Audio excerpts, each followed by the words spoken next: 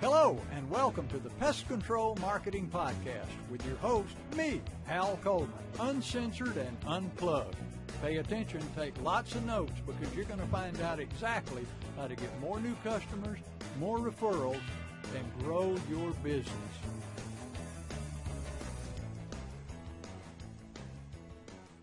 Well, hello again. This is Hal Coleman, uncensored and unplugged, with another episode of the Pest Control Marketing Podcast. Welcome.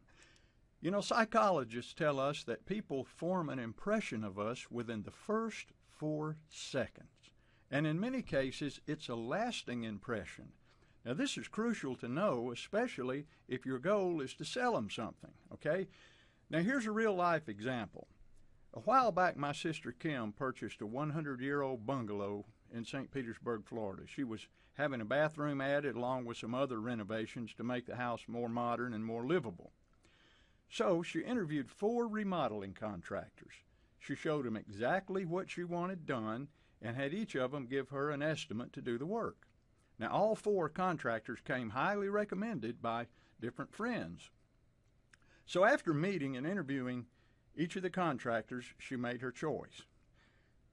According to her, contractor A, we'll call him, just didn't seem to listen to her. He seemed to have in mind exactly how he wanted to do the job, and she could tell by his questions that he hadn't listened to a word she'd said. Big red flag, okay? Contractor B was arrogant, and he assured her that he would do a great job and everything would be just fine, and she hadn't even told him what she wanted done yet. Another big red flag. Contractor C was sloppily dressed, he used bad grammar, and he made a racial comment about another neighborhood which she considered to be inappropriate and offensive. Next. Okay, we get down to contractor D, the one she chose.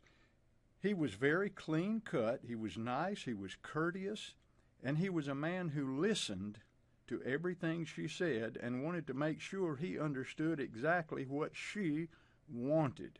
She felt very secure in awarding him the contract. And this fellow's follow-up has proven that she made the right choice. All right, now let's assume that all 4 contractors are good, conscientious craftsmen and would do an excellent job on the remodeling project. And we all know that the construction and remodeling industry is highly competitive. Now, all of those guys could have really used that work. After all, it was a $20,000 remodeling job.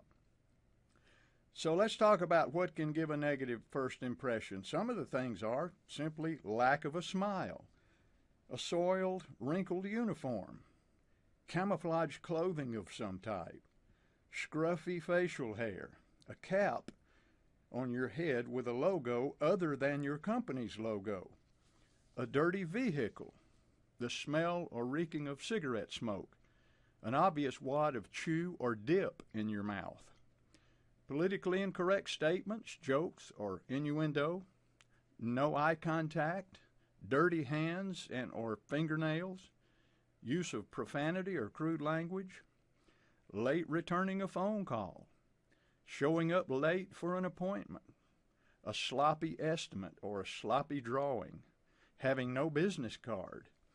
This list could go on and on, folks, but I hope you get the picture. My point is simple. You only get one chance to make a first impression, so you'd better make it count. Just think about what it is you're trying to accomplish here.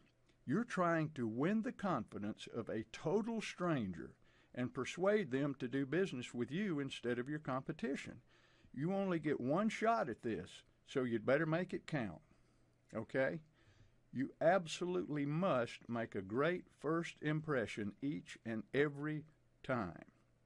And speaking of time, we're out of it. That's it for this short episode.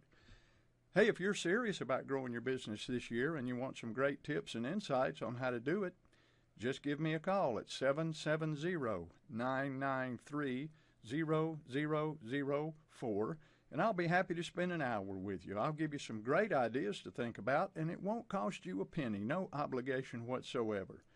So call me. I hope to hear from you soon. Thanks again for listening to this episode of the Pest Control Marketing Podcast. I hope it was helpful. and I also hope you have a great day.